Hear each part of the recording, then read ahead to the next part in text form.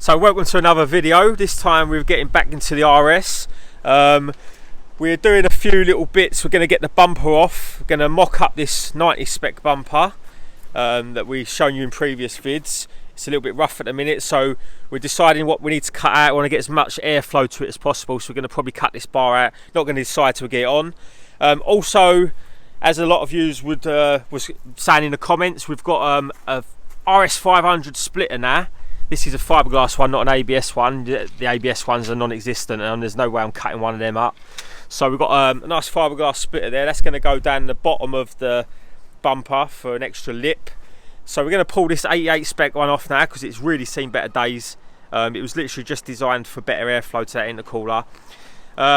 One other thing is you've probably seen that the plastic cam belt cover was back on there because it was difficult to get this Spec R one to mock up. So if you look on the cam belt cover, normally they have spacers on the back of them where it pushes up against the block. These ones are little dumpy ones. They're no good. They're normally supposed to come out flush to about here, and then when you clamp it down to the block, they sit up against the block and stop it crushing down. But at the minute, when you bolt this down, it pushes this cam belt cover into the pulleys. So a little system designed is studded it with some spacers, a load of washers, and that way it pulls the cam belt cover away from these pulleys so it doesn't attach to it, and you can still bolt it on. So we're going to get that bolted on. Another thing you might have noticed, Spec R header tank. Been looking for one of these for a long time. This one's one that had a swell pot system in it, but we've had that welded up because we don't need that. It's got a sight glass on it for the water level, and it gets rid of that nasty ballooning plastic stock one that they come with, and you can still use the full cap. Absolutely perfect. It's a little bit matte finish at the minute because it's been in storage, but we're going to flat that down, give it a bit of a polish just to make it look good. So it's just about getting this car now ready and getting it looking good, getting the engine bay looking good, making some brackets up for the breathers. Right, so that's the bumper mock fitted on the car. So we've just removed this trashy bumper off of there, and we're just deciding what we need to do. Mock up the RS 500 splitter onto it. So we're going to cut that out, take the foam out the back of the bumper as well, just because it's a load of unnecessary weight in the back. And then going to decide whether we're going to cut this section out here or smooth it. Not really sure yet. So I'm going to pull the bumper back off quickly. Just want to get an idea of what it's going to look like. You can see how much better that is than that 88 spec bumper though. So that's the car, what the car looks like with a cam belt cover on. How much fresher that looks than the old plastic one. So the engine bay's coming together now, nice and tidy. If anyone's interested about the mapping session, basically it didn't go to plan. What happened was we got all the way up there, and on the way must have picked up a stone, something into the cam belt. It damaged the cam belt, and put it on the rollers. Noticed there was an issue, and it had literally went 50% through the cam belt. So the car had to come off the rollers, get the cam belt changed in the car park.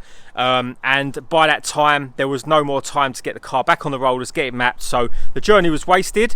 But on the plus side, we got some fueling taken out of the map because the fueling in the map was ridiculous. So we took 35% out of the fueling. We've got a nice idle now on the car. Fueling's perfect on idle, which I'll show you the AFRs, and also on cruising the fueling's perfect. So good things come out of a bad situation. On boost at the minute it's still way too rich on boost, but we're still making power, so we can still enjoy the car. We're going to go down a different route so that we can get more of a local mapper that we have that can map the car rather than spending 5 hours there, 5 hours back. So we're going to change ECUs in the future, and I'll run you all through that when we do. So we're going to get all this foam at the back of the bumper now. You see the bumper's in quite good condition, that's why we've kept it. It's still got the studs. It's quite a rare thing to have these studs still intact, not snapped off. We would have liked to have a better condition bumper, but you've got to deal with these are 30-year-old cars now, so you save a bit of weight, but it's not really the main reason why we're getting this foam out. It just makes it easier to modify, and it does save weight at the same time. If we wanted to cut out any holes into it in the future, at least you can get the air through it. We're going to trim out these holes bigger for the brake ducts as well, so we're going to actually make these functional rather than just for show. So since having this 90 spec spoiler, it's not actually in that bad condition. It's just in some weird bronze colour. I don't know what colour this is. If anyone knows, comment on the comments section. This is the colour of whatever car this was put on. Probably some XR3i or bonus model. let us know what colour code that is, because it's hideous. But we're going to mock fit that as well. So it only needs a little bit of paint, a little bit of work, not going to be hard. So I'm going to see how that looks on the back as well, because I ain't even took the 88 Spec spoiler off the back of it yet. So you wouldn't believe the amount of stuff that comes out of these bumpers. That's a whole box there of that foam already, and there's still more on the floor. You can see we took it all out of here. It's a ton of weight, so we're going to just cut this bar out as well. That's not needed anymore. And we're going to work out if we can actually pop pins in there or not, or we're going to bolt it on. So I'm going to cut this bar out, mock it back up, and see if we can actually mount it quick release.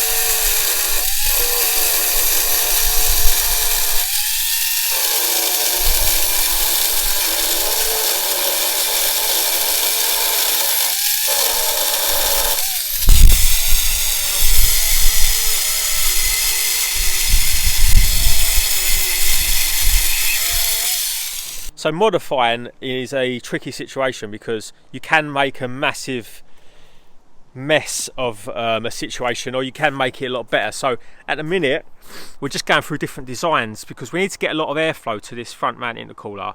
Obviously it's stuck behind the bumper at the minute. You can see that bumper bar is covering everything on the intercooler, so we've got to try and get some air to it. So we're just trying to work out a way whether to cut it, whether to put holes in it. So we're just looking what looks best. At the minute that's just a bit of tape just to replicate what the hole would look like. But the main problem we've got is underneath this tape is the number plate, where the number plate sticks at, and the problem is we can't smooth that down. Let's try and get this tape off quickly. Now you can see it there, so it's raised up. Now normally I'll try and smooth that across, all the way across, because it goes along, as you can see, to here. But at the back of it, it's almost pushed outwards, so if I smoothed that, it would go through and make a hole. So we're trying to decide what we need to do, and as I say, modifying is a tricky game, because you can mess things up and not look as good. But we need to do something, because that bumper bar, that one there, is way too big. It just covers everything. Right, so this is what we settled for after staring and staring until your eyes have gone square. Gonna cut at that section of the bar. Now, as I said to you, that bar looks way too big, but just cutting that section out there, you can see how much smaller that bar looks, and it still keeps the nice looks of the 90 Spec bumper. I think that's what we're going to go with, and it allows extra airflow. So all we've done is taped it up just to see from a distance how it's going to be. So we're going to cut it round there just to make this bar look smaller than it does, because if we take that tape off, this bar looks enormous. The aim is now we're going to use the lines of the original bumper, try and bring it round here so it comes out nicely here, and then that's going to make this bar look a lot better and get a lot more airflow, because as you can see, it goes upwards and makes it look really bulky, and I'm not about that look. So as you can see, we've just drawn the place where it's going to be cut, and as I always say, draw 600 times, measure 600 times, and cut once, because these bumpers are so hard to find now. But you can see aesthetically it's still going to look tidy and fresh, but it's going to let a lot more airflow through. And then we're just going to run a smallish plate over the top of this, because there is no way of smoothing this at the minute. So I've seen a few of these going for 800 quid with a lot of mods. It's crazy money. I don't know what's going on with this market at the minute, but you can see that ain't flush at the back. It's almost been pushed out in the mould. So if I did try to smooth that number plate recess, it's just going to go straight through and be a hole there. So we're just going to probably cover it up with a little plate.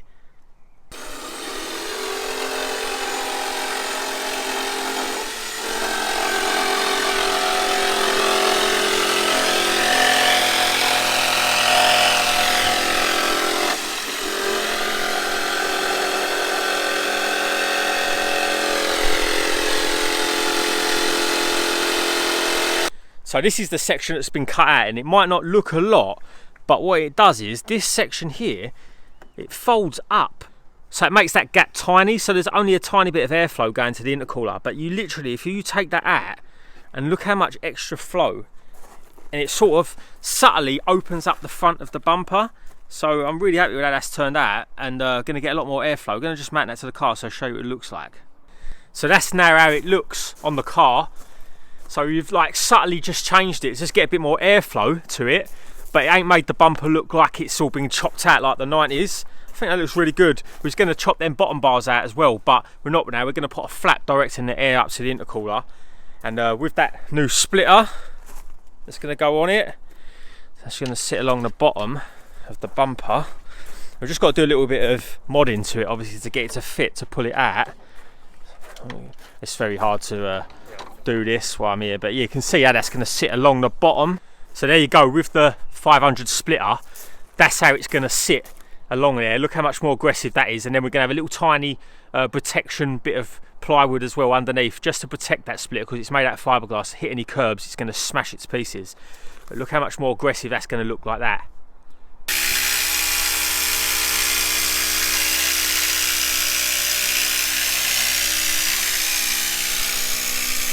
So just gone over the bumper with a load of sanding, and you can hear at the minute I've got a cold, so we ain't going to be doing no painting for the next few days, which is a bit of a nightmare because you're a bit behind. But see, we've just went over the bumper, sanded down all the high and low spots, any of the scratches, any of the marks. Needs a little bit of filler work, but I want to get into primer. Once I've got into primer, I'll be able to see a lot better of what I'm doing. I'm just going to quickly mock on this spoiler. I'm going to put that on the back just to see how it looks. So there we go, that's the 90 spec spoiler on the back. I think you agree, it looks a massive improvement over the 88 spec one. I've always loved these ever since I've owned my old 90 spec RS turbos. Whenever I got them, they'll either be 88 spec, and then I got one that was 90 spec, and I couldn't believe the difference in the spoiler. Back in the day, it was a massive difference. You can see here, there's nothing about the 88 spec spoiler that's decent. You see, it's just like putting a bit of wood on the back of the boot, but they actually thought about it when they put the 90 spec one on. So this really just needs painting and then it can go on, whereas the front bumper needs a little bit more work. We've got the caps for it as well. They ain't the same as the 88 spec ones, so you can't reuse the ones off the 88 spec. So these are the 88 spec caps, and you can clearly see why they don't fit the 90 spec spoilers. So if you get a 90 spec spoiler, you've got an 88 spec one without the caps, you've got to find new caps for it because they will not fit. You can see they're actually like about, I don't know, 5mm wider maybe. So we pulled them out of a spoiler that we got that weren't no good and just used the caps for it because they're worth as much as the spoilers these days. Right, so as I'm not going to be able to paint for a few days, I thought I'd show you an update on the interior. So the whole of the floor pan got filler primered, as you see in a previous video, and now we've just flattened it all back as smooth as we can, and it's going to have another thicker coat of proper filler primer, not 1K stuff, it's going to be proper 2K stuff now. That's going to go over the top of that, and then we've just went over the whole of the panels inside outside. You can see we're just in the process of finishing it off, taping up all the interior so that we can primer it, and that way we don't get any paint anywhere because don't want it over the carbon roof. Obviously don't want it over the dash. The dash is going to be fully covered. This is just so we can move it at the minute. You see a bit of dust on there already. So yeah, we're going to go over all the screen because anywhere that you get paint, it's going to just be overspray. It's going to stick to everything. Everyone knows when they're painting the interior. So it's pretty much everything out of here at the minute. All the wiring loomed. That seat obviously is coming out. Just finishing up, taping the stuff up, and then we can get to painting this interior. So obviously first off primer, and then we've got some diamond white. So welcome to the current storage unit for all the paint at the minute, because I've got no room in the garages now, so I've resorted to using the Fiesta Turbo as my storage unit. For the paint, we've obviously gone with the diamond white, the original colour for the inside. I was thinking about other colours. The primer colour looked pretty nice, but we're just going to go with a fresh diamond white colour. Just gone with a 2K. I've got 5 litres of it, so we've got 2.5 litres of hardener, 5 litres of thinner, which we've obviously thinned it out with 10%. We took the cage out fully because that's at the powder coaters at the minute, and we've gone for a quite a bright colour. It's going to really contrast against the white.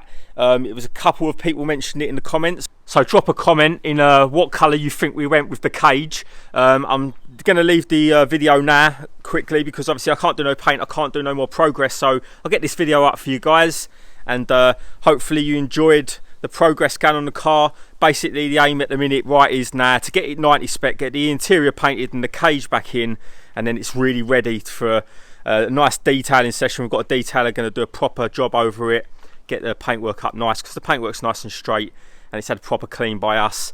It's going to buff up this carbon roof as well, so it really shines in the sun, because you see as soon as it starts to get dirty, it goes a little bit flat.